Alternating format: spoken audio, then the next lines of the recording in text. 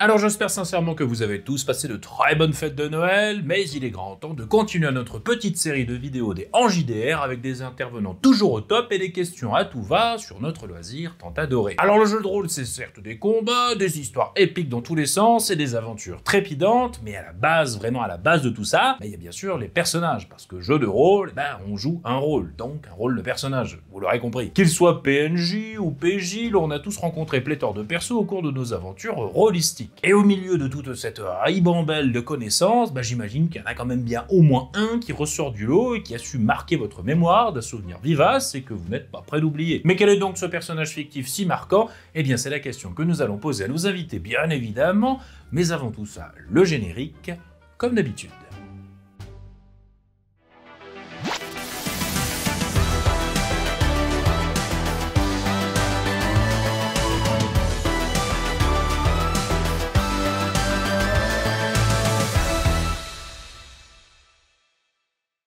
Je pense que le PNJ qui m'a le plus marqué, c'était un petit garçon que j'ai rencontré parce qu'il allait être pendu dans un village. Et en fait, il était accusé de mentir parce qu'il avait eu des visions, en gros, de quelque chose qui allait annoncer un grand malheur, en fait. Et les gens ne le croyaient pas, sauf que moi, je savais qu'il disait la vérité. Et j'ai pu le sauver de cette mort, donc déjà, j'étais contente. Mais en faisant ça, j'ai découvert qu'en plus, il avait une enfance maltraitée, donc c'était très difficile. Et je l'ai emmené avec moi. Et ça a mis énormément de temps avec ce personnage pour qu'il s'ouvre. Il est resté muet pendant très longtemps. Il est resté sans contact physique, un peu en retrait pendant des jours, des semaines de campagne. Et il y a eu des moments où en fait, il a commencé à venir vers moi, il a commencé à s'ouvrir. Et je pense que ça m'a touchée particulièrement. Alors c'est peut-être parce que IRL, je suis maman, donc ça doit jouer, c'est sûr, au niveau des hormones. Mais en tout cas, j'ai eu un lien particulier avec ce PNJ et je pense que je l'oublierai jamais parce que c'était si long et c'était si gratifiant de voir qu'il allait enfin mieux à la fin. Alors, je suis un gros rat là-dessus. Pour la campagne que je masterise, Les Chaînes du Destin, j'avais vraiment envie d'un fanart par l'une de nos abonnées qui nous faisait des dessins. Je voulais en fait un dessin de propagande de la part de notre prêtre de Sigmar qui avait tombé une grande araignée géante, une Arachnarok. Et en fait, je le voulais lui avec son marteau en position incroyable en disant voilà, pour Sigmar, join Sigmar, rejoignez l'Empire, venez pour Sigmar. Et je voulais qu'elle fasse ça et je lui ai dit en échange, je te laisse créer un PNJ qui va dans notre aventure. PNJ, il va s'appeler Petronil Vandercliff, et c'est un des personnages les plus marquants de la saison 1 et même dans la saison 2. Un personnage que je pensais pas avoir autant de fun à interpréter, une sorte de demi-folle vampire de Vampire Coast, donc un petit peu pirate, et elle va prendre le contrôle de la zone vampirique collée à l'Empire, qui est assez chouette, parce que dans l'univers, les joueurs ont interagi avec cet univers. Et maintenant, c'est la big boss de cet endroit-là, et je pense que ils ont tous des très bons souvenirs, et surtout moi, de ce personnage que j'ai obtenu alors que j'ai demandé un dessin ridicule d'un de mes persos. Un personnage qui m'a marqué. J'aime beaucoup les personnages. Tous les personnages de Anne-Catherine Choquette, qui est une de nos joueuses Etu Game, m'ont vraiment beaucoup marqué, mais elle avait fait un personnage dans un one-shot qu'on avait fait pour notre masterclass jeu de rôle. On avait joué à Masque, la nouvelle génération. C'est des super-héros adolescents, puis son personnage s'appelait Patrick. Son nom de super-héros, c'était I See You, parce qu'il y avait des yeux partout sur son corps. Et c'était vraiment un loser. Tu sais, son pouvoir était complètement inutile, il était convaincu qu'il pouvait faire du kung-fu, alors qu'il était vraiment faiblard. C'était hilarant. Si vous aimez Robin dans Les Jeunes Titans, c'était vraiment ce genre-là. Il croit qu'il a un charisme extrême et que c'est le chef de la bande, mais c'est le pire maillon de la chaîne.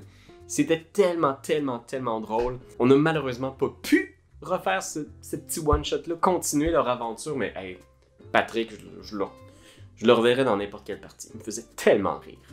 Je pense que c'est la création d'un PNJ qui clairement m'a marqué. C'était sur du Cthulhu Homebrew qu'on avait fait avec justement le scénarien à l'époque.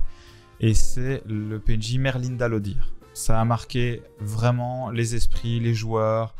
Ça a vraiment marqué beaucoup de monde et j'y ai mis beaucoup de profondeur. On a travaillé déjà le personnage. Moi, j'ai travaillé beaucoup et puis avec Avec le scénarurgien, on a pu aller encore un peu plus loin. On a fait des scènes folles avec ce personnage qui finalement était vraiment l'ami des joueurs, était vraiment comme un guide, comme une maman pour les joueurs, qui a progressé comme ça, qui a évolué avec eux. Ils sont vraiment attachés.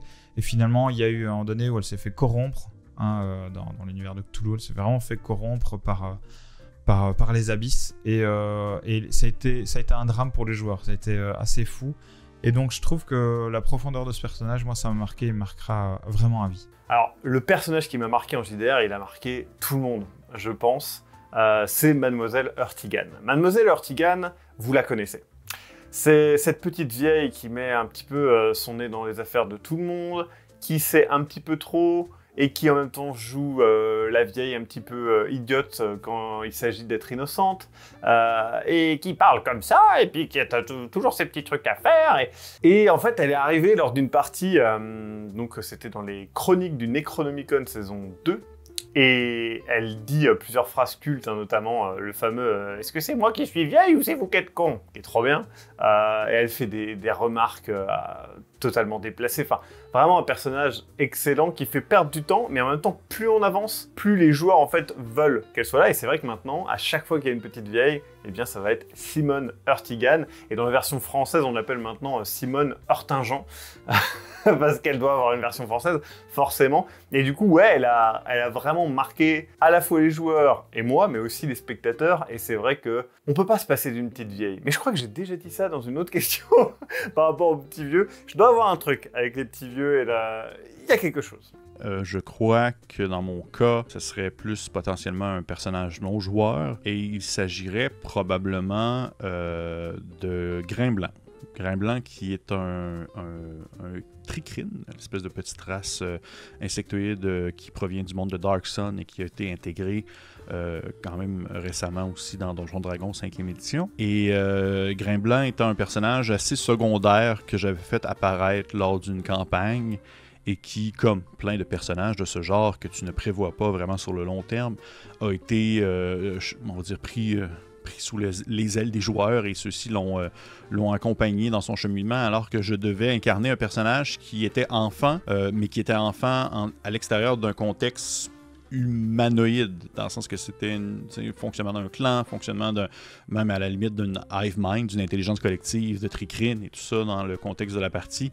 Et je trouve que ça avait été un beau challenge de devoir l'incarner, de devoir le rendre tangible, vivant, alors que j'ai une voix excessivement grave et que je devais jouer un kid, un enfant tricrine de seulement quelques années qui parlait par l'esprit et qui a gagné énormément d'importance à mesure que la campagne a avancé et qui éventuellement est devenu plus vieux, a eu certaines intentions et qui s'est séparé un peu de cette espèce d'approche émotionnelle qu'il y avait avec les joueurs pour devenir quelqu'un d'un peu plus calculateur et plus froid.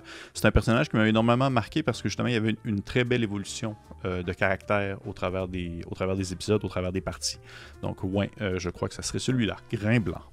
Alors un personnage qui m'a vraiment marqué pendant une partie de jeu de rôle, c'était un PNJ sur du Shadowrun. Shadowrun, rapidement pour mixer, c'est vous prenez des elfes, des nains, des gnomes et vous les mettez dans Cyberpunk et bam, vous avez un délire entre magie et matrice et augmentation cybernétique.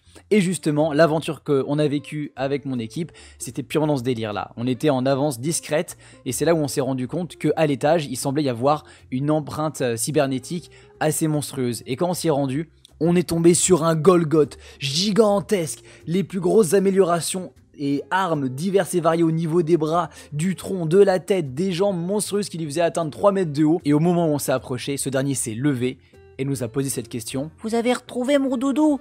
Je l'ai complètement perdu.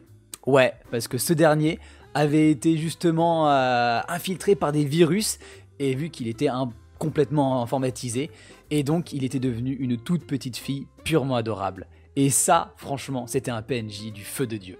Je pense que l'un des personnages qui m'a le plus marqué, c'est Bayushi Sugai, qui est le méchant du tout premier scénario de L5A, le livre des 5 anneaux, première édition. C'est un petit méchant, un petit concurrent qui triche, qui est très vilain.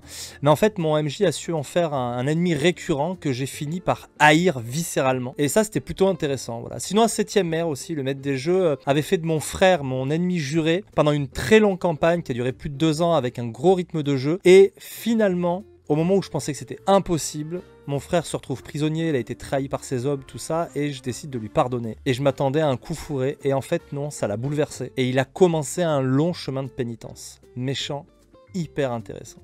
Bravo Michel. Le personnage qui m'a le plus marqué, je pense que c'est Tangelo. C'était un vampire du clan Brura que j'ai incarné dans une campagne de Vampire la Mascarade V5 qui était jouée par écrit et en anglais sur le serveur Discord Seattle by Night. Je m'étais basé sur le personnage d'Angelo Pardi, le personnage principal du Hussard sur le toit de Giono, que je venais de terminer. Et j'ai trouvé intéressant de m'imaginer comment il aurait évolué s'il avait été changé en vampire à la suite de cette histoire. J'en ai fait un révolutionnaire de tous les combats pour la République, en Europe, parti ensuite en Russie pour s'allier aux marxistes, et qui finalement s'est vu trahir par les membres de son clan qui ont préféré faire de l'URSS un état tyrannique qui leur profitait avant tout. Partant de là, je l'ai imaginé s'impliquant dans la mafia russe et c'est comme ça qu'il a fini par atterrir à Seattle, dans le cadre de la chronique. Il était une des figures de l'ombre de la pègre locale, utilisant la mafia russe comme une protection contre ses ennemis. C'est un personnage que j'ai joué près de 2 ans et qui a pu se développer dans des directions que je n'avais pas prévues à la base, notamment dans une histoire d'amour qui a mal fini et il s'est finalement investi à nouveau pour le mouvement anarque qu'il avait pourtant trahi. Vampire la Mascarade est un de mes jeux favoris, et c'était la première occasion pour moi d'y jouer longuement, vu que je suis en général le compteur attitré. C'était donc une expérience particulière pour moi d'incarner ce personnage. Alors pour ma part, c'est encore une fois sur un JDR Homebrew, avec cette fois-ci mon cher ami Greg, que je ne présente plus sur cette chaîne en tant que MJ et créateur du fameux univers. Pour vous la faire courte, le JDR se nommait Cabal et se passait dans une Europe alternative, médiévale, dans une ambiance dark low fantasy, dans le sens où il n'y a pas trop de magie, quoi. On a tous commencé notre épopée avec des personnages qui étaient des enfants issus du petit village de Clairaut. Et là-bas, il y avait un enfant dans l'eau qui nous a tous marqués en tant que joueurs, et ce perso, c'était Melon, un enfant handicapé et difforme, recueilli par les villageois, et qui avait une passion pour les papillons, en plus d'être doté d'un cœur en or et d'une gentillesse véritablement à toute épreuve. Et je peux vous dire que Melon, ça a été notre chouchou pendant toute la campagne. C'est-à-dire qu'il pouvait se passer les pires événements du monde, l'apocalypse ou je sais pas quoi, du moment qu'on savait que Melon n'avait rien, tout allait bien.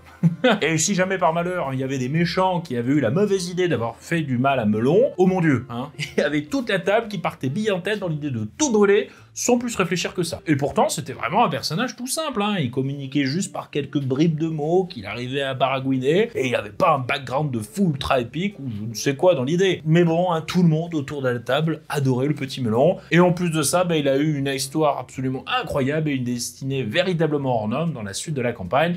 Peut-être je vous en parlerai un jour. Donc vraiment un personnage que je suis pas prêt d'oublier et que je pense je ressortirai parfois dans mes créations futures, quand cela s'y prêtera du moins, juste pour le clin d'œil comme ça et surtout en hommage à ce meilleur personnage de jeu de rôle que j'ai pu connaître dans ma vie de rôliste. Alors des personnages d'anthologie, il en existe et fort heureusement il en existera tout plein d'autres dans nos aventures de JDR à venir et passées. Et je trouve d'ailleurs que c'est ce qu'il y a de plus beau dans ce loisir. Parce que c'est bête à dire, mais c'est vraiment les personnages qui font tout le sel de nos parties. Et s'ils étaient pas là, on ferait juste du wargame en fait, et je suis pas là pour bâcher wargame, attention, mais comprenez bien que ça ne serait pas pareil, le jeu de rôle n'aurait pas la même saveur. Voilà, je dis juste ça. Par pitié, s'il vous plaît, ne me jetez pas des Space Marines à la gueule, ça fait très mal, voilà. Quoi qu'il en soit, n'hésitez pas à nous raconter l'histoire de ces personnages qui vous ont marqué dans votre vie de rôliste en commentaire de cette vidéo. J'ai très hâte de lire vos récits trépidants à la gloire de ceux qui n'existent que dans notre imaginaire et dans nos petits souvenirs. Pour ma part, cela sera tout pour cet épisode. Merci 1000 fois encore, et encore, et encore, et encore, je ne saurais trop le répéter, aux intervenants pour leur participation.